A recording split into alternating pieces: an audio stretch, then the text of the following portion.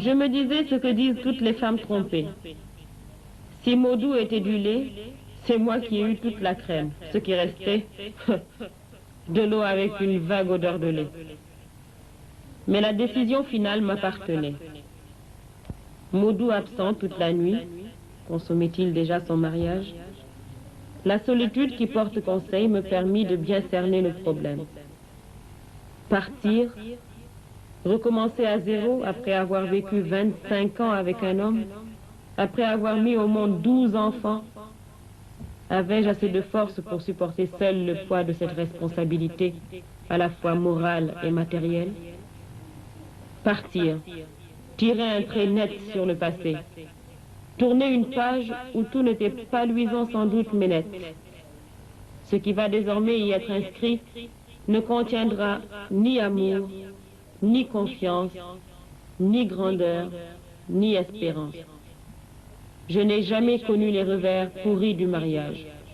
Ne pas les connaître, les fuir. Quand on commence à pardonner, il y a une avalanche de fautes qui tombent. Et il ne reste plus qu'à pardonner encore, pardonner toujours.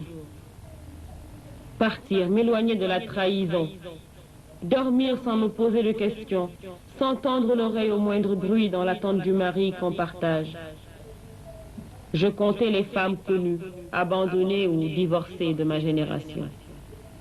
J'en connaissais dont le reste de jeunesse florissante avait pu conquérir un homme valable, qui alliait situation et prestance, et que l'on jugeait mieux, 100 fois mieux que le partant.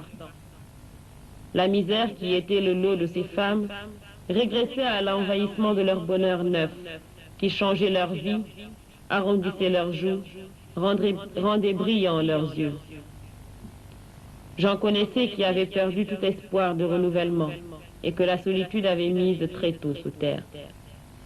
Le jeu du destin reste impénétrable. Les coris qu'une voisine lance sur un vent devant moi